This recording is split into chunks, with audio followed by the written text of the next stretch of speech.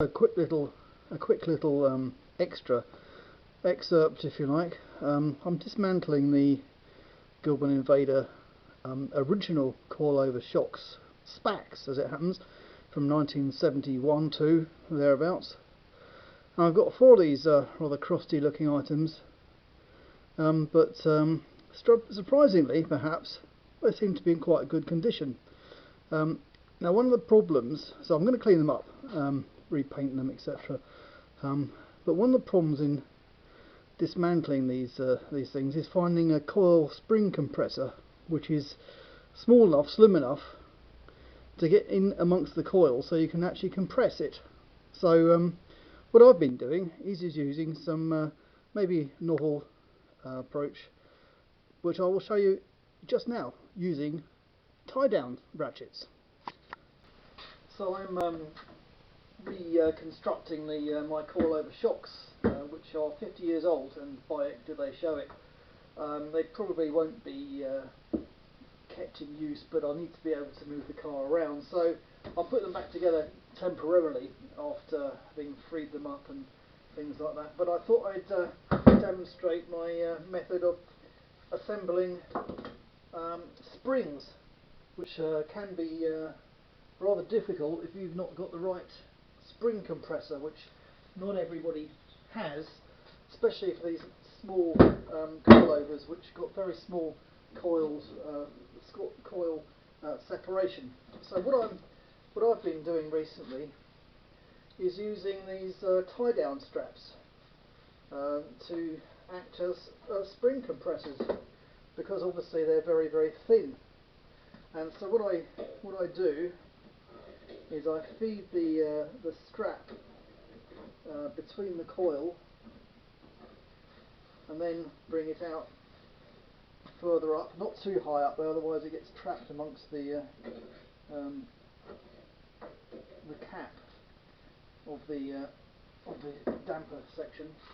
But take a few coils down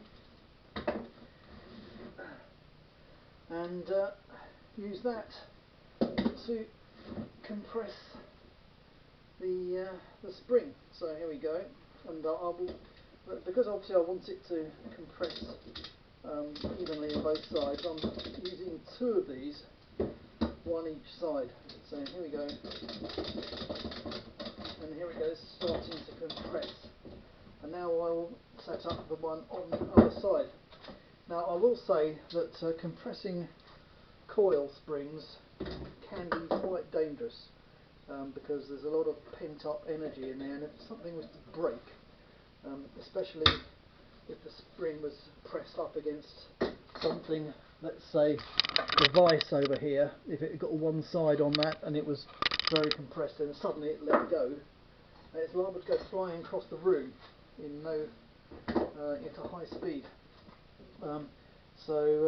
On more powerful springs, such as the front ones, actually these are the real ones, I have actually been using 3 straps just as a safety measure, as it were. But these rear springs are actually quite soft, so I'm less concerned about that on this example. Oh, I've got to get it untwisted. Right, here we go. So feed the strap through the slot of the tie down ratchet, trying to make it opposite the other one, so it pulls down evenly. And here we go, and there it goes, it starts to compress, and then of course it starts to bend the other way.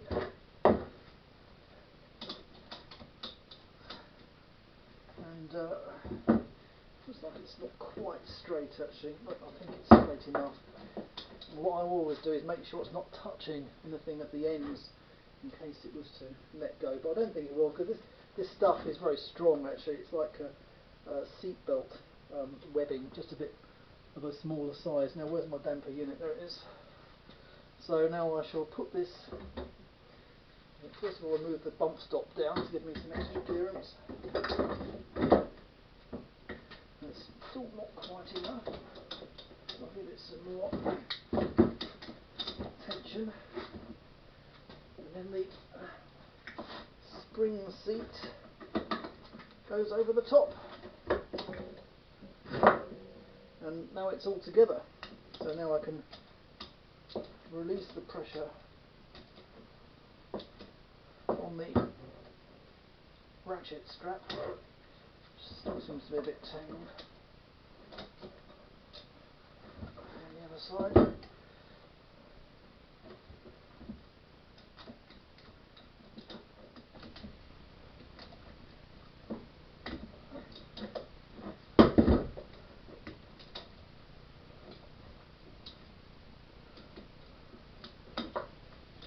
Oh, that's that one relaxed.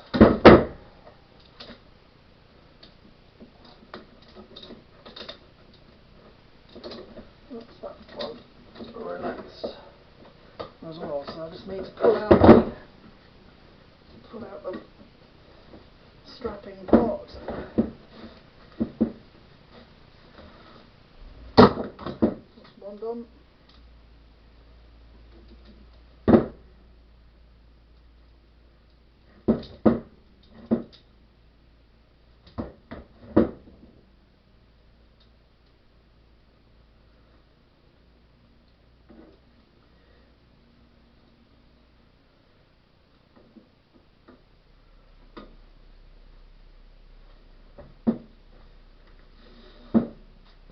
And there we are.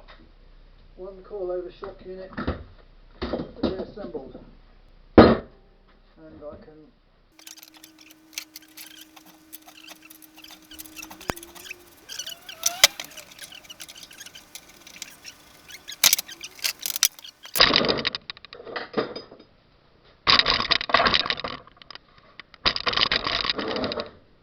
the adjuster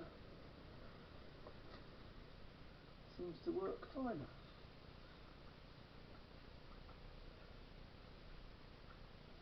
Right, that's that one.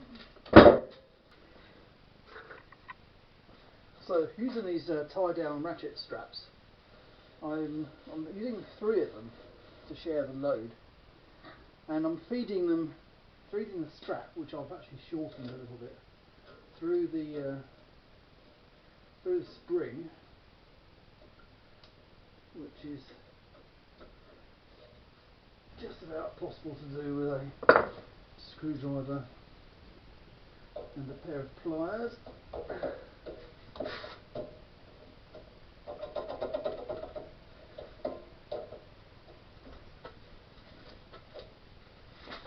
This could take a bit longer than I thought it would.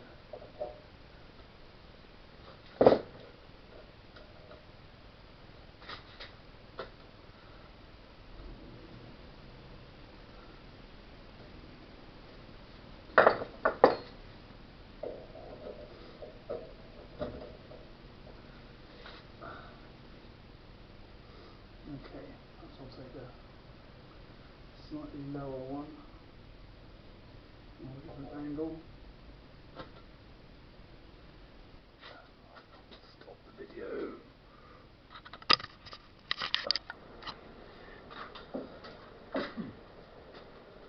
So, I have here 4 suspension arms, well, one in my hand and 3 others nearby. The rubber bushes, which would normally go in here, are clearly missing. I was able to get those out by putting them in a bonfire for a little while to get rid of the rubber. But unfortunately, there's a steel sleeve that is also within the sort of overall ring, as it were, here, which needs to come out before a new one can be put in. As you can imagine, after 50 years, that's not exactly an easy task. So I'm having a go at using a Dremel to make a slot in the thing, and hopefully I'll be able to prize it out after it's got a split in it. Let's see how it goes with my trusty Dremel with an extension piece and a very small kind of angle grinder type cutting disc on the end of it. Let's see how it goes.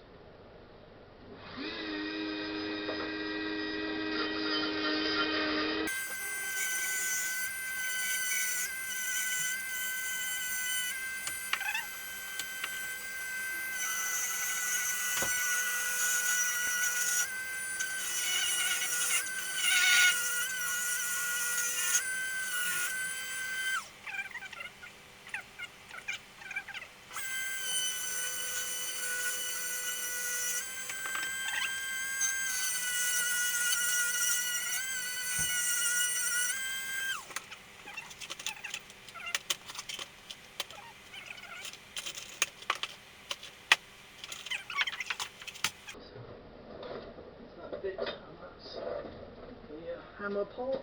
Let's see if I can get any movement.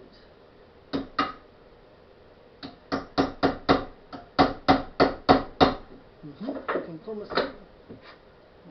Put it. Bring you in here.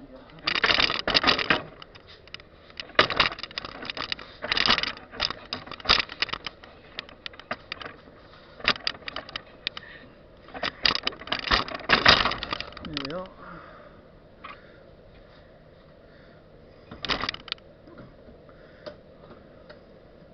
So I've cut a slot diagonally inside the ring there, and I'm using that centre punch as a hard object to start peeling that away, and peeling away the inner collar, which is the objective here. I'm going to have to move you away because I can't get my head in the room.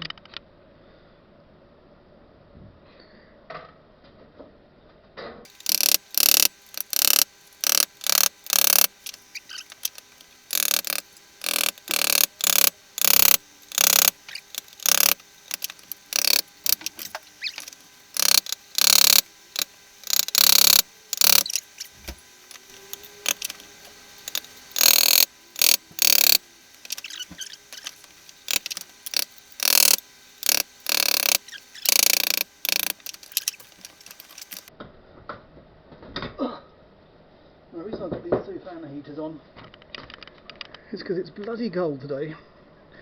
However, with a bit of effort there, I'm not getting too hot. So, time to unplug. To unplug both of them. Right, that's better. Right, so where was I? Yeah, so we now have the thing is completely split, and so I should be able to get that out in just a moment.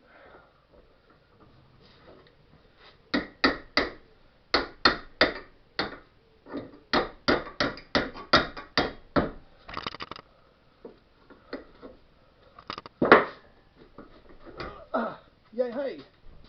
And there it is.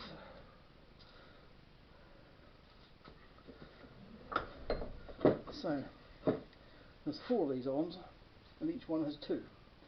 So that's 1 to go, 1 down, 7 to go.